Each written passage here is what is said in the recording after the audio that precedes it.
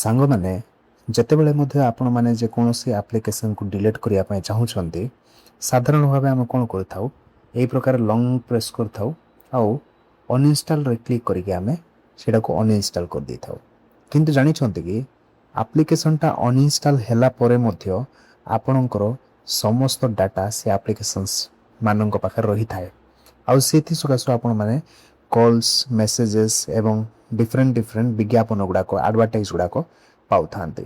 ଆଜି ଏହି ଭିଡ଼ିଓରେ ମୁଁ ଆପଣମାନଙ୍କୁ କହିବି କେତେଟା ସେଟିଂ ଯଦ୍ୱାରା ଆପଣମାନଙ୍କ ମୋବାଇଲ ଟୋଟାଲି କ୍ଲିଅର ହେବ ଏବଂ ଯେକୌଣସି ଆପ୍ଲିକେସନ୍ ଆପଣ ଏଠି ଡିଲିଟ୍ କରୁଛନ୍ତି କିମ୍ବା ଅନଇନଷ୍ଟାଲ କରୁଛନ୍ତି ସେଇଟା କଲା ପରେ ଆଉ ସେ କମ୍ପାନୀ ତରଫରୁ କିମ୍ବା ସେ ଏଜେନ୍ସି ତରଫରୁ ଆପଣଙ୍କୁ କୌଣସି ବିଜ୍ଞାପନ କିମ୍ବା କୌଣସି କଲ୍ସ ଗୁଡ଼ାକ ଆଉ ଆସିବ ନାହିଁ। ତ ଚାଲନ୍ତୁ ଆମେ ଭିଡ଼ିଓଟି ଡେରି ନକରି ଆରମ୍ଭ କରିବା। ସାଙ୍ଗମାନେ ଯେକୌଣସି ମଧ୍ୟ ଆପ୍ଲିକେସନ୍ ଆପଣ ଡାଉନଲୋଡ଼ କରନ୍ତି ଯଦି ସେଇଟା ଲଙ୍ଗ୍ ଟର୍ମ ପର୍ଯ୍ୟନ୍ତ ୟୁଜ୍ କରିବା ପାଇଁ ନଥାଏ ତାହେଲେ ଆମେ ତାକୁ କ'ଣ କରିଥାଉ ଆପଣ କିମ୍ବା ମୁଁ ମଧ୍ୟ ଆମେ ତାକୁ ଅନଇନଷ୍ଟାଲ କରିଦେଇଥାଉ, ଯେଉଁଟା ଗୋଟେ ସାଧାରଣ କଥା।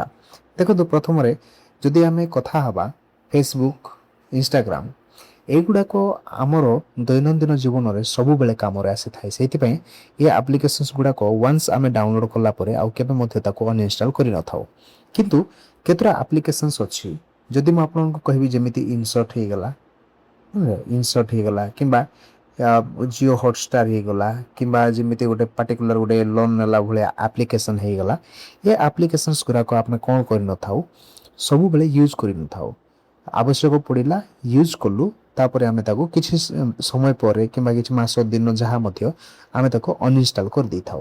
କିନ୍ତୁ ହ୍ୱାଟ୍ସଆପ୍ ଫେସବୁକ୍ ଏଇଭଳିଆ ଆପ୍ଲିକେସନ୍ସକୁ ଆମେ ଅନଇନଷ୍ଟାଲ କରିନଥାଉ। ସେଇଥି ସକାଶୁ ଆମେ କ'ଣ କରିଥାଉ ଅନଇନଷ୍ଟାଲ କରିଦେଇଥାଉ। ଯେଉଁ ସର୍ଟ ଟର୍ମର ଆପ୍ଲିକେସନ୍ସ ଗୁଡ଼ାକ ଅନଇନଷ୍ଟାଲ କରିଦେଇଥାଉ ଆଉ ଅନଇନଷ୍ଟାଲ କଲା ପରେ ମଧ୍ୟ ଆପଣଙ୍କ ମୋବାଇଲରେ ଦେଖାଯାଉଥିବ କି କଲ୍ସ ଗୁଡ଼ାକ ଆସୁଥାଏ, ଅନନୋନ୍ କଲ୍ସ ଗୁଡ଼ାକ ଆସିଥାଏ କିମ୍ବା ହ୍ୱାଟ୍ସଆପ୍ରେ ଆପଣମାନଙ୍କୁ ଅନନୋନ୍ ମେସେଜ ଗୁଡ଼ାକ ଆସିଥାଏ।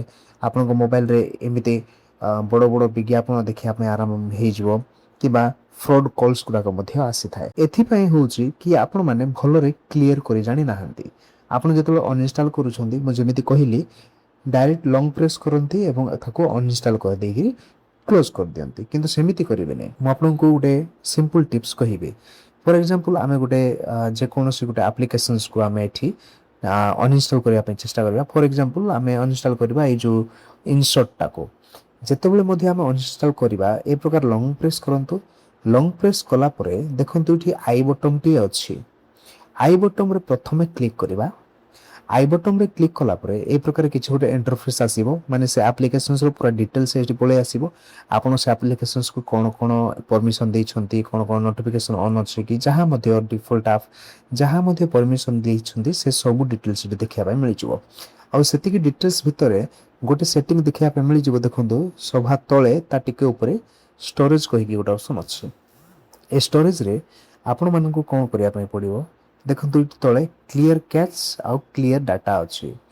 ଆପଣମାନଙ୍କୁ କ୍ଲିୟର କ୍ୟାଚ୍ ମଧ୍ୟ କରିବା ପାଇଁ ପଡ଼ିବ ଏବଂ କ୍ଲିୟର ଡାଟା ମଧ୍ୟ ଆକୁ କ୍ଲିୟର କରିବା ପାଇଁ ପଡ଼ିବ। ତ ମୋର କ୍ଲିୟର କ୍ୟାଚ୍ କରିଦେଇଛି, କ୍ଲିୟର ଡାଟା ମୁଁ କରିଦେଉଛି, ଠିକ୍ ଅଛି। କ୍ଲିୟର ଡାଟା କଲା ପରେ କ'ଣ ହେବ ଏ ଆପ୍ଲିକେସନ୍ସରେ ଯାହା ମଧ୍ୟ ଆପଣ ଦେଇଥିବେ ଯେମିତି ଆପଣଙ୍କ ମୋବାଇଲ ନମ୍ବର ଆପଣଙ୍କ ଜିମେଲ୍ ଆଡ୍ରେସ୍ ଯେତେବେଳେ ଆପଣ ଖୋଲିଥାନ୍ତି ଯାହା ମଧ୍ୟ ପରମିସନ୍ସ ଆପଣମାନେ ଆଲାଉ କରିଥିବେ ସେ ସବୁ ରିମୁଭ୍ ହେଇଯିବ। ତାପରେ ସେତିକି କରିକି ଆସି ବ୍ୟାକ୍ କରିନେବେ ଆଉ ପୁଣି ଥରେ ସେଇ ପାର୍ଟିକୁଲାର ଆପ୍ଲିକେସନ୍ସକୁ ଲଙ୍ଗ୍ ପ୍ରେସ୍ କରିକି କ୍ଲିକ୍ କରିବେ ଆଉ ଏବେ ଆପଣମାନେ ଅନଇନଷ୍ଟାଲରେ କ୍ଲିକ୍ କରିକି ତାକୁ ଅନଇନଷ୍ଟାଲ କରିପାରିବେ। ଆଉ ଏମିତି ଯଦି ଅନଇନଷ୍ଟାଲ କରିବେ ଆପଣଙ୍କ ମୋବାଇଲର ସ୍ପେସ୍ ମଧ୍ୟ ବଞ୍ଚିଯିବ, ବହୁତ ପରିମାଣର ସ୍ପେସ୍ ମିଳିଯିବ। ସଙ୍ଗେ ସଙ୍ଗେ ଆପଣଙ୍କୁ ଫ୍ରଡ୍ କଲ୍ସ ମେସେଜେସ୍ ଆଉ ଅନ୍ୟାନ୍ୟ ଯେମିତି ଆଡ଼ଭର୍ଟାଇଜିଂ ଗୁଡ଼ାକ ସେ ପାର୍ଟିକୁଲାର ଆପ୍ସରୁ ଆପଣଙ୍କୁ ଆଉ ଦେଖିବା ପାଇଁ ମିଳିବ ନାହିଁ। ତ ସାଙ୍ଗମାନେ ଯଦି ଆପଣମାନେ ଯେମିତି ମୁଁ ପ୍ରଥମରେ କହିଲି ସେମିତି ଯଦି ଅନଇନଷ୍ଟାଲ କରୁଛନ୍ତି ଏବେ ହିଁ ଏ ନ୍ୟୁ ଟିପ୍ସକୁ ଆପ୍ଲାଏ କରନ୍ତୁ ଏବଂ ଗୋଟେ ସେଫ୍ କ୍ଲିୟର ଏକ୍ସପିରିଏନ୍ସ ପାଆନ୍ତୁ। ତ ସାଙ୍ଗମାନେ ପୁଣି ଥରେ ଦେଖା ହେବା ଗୋଟେ ନୂଆ ଭିଡ଼ିଓରେ, ଇନଫର୍ମେଟିଭ୍ ଭିଡ଼ିଓରେ। ଜୟ ହିନ୍ଦ।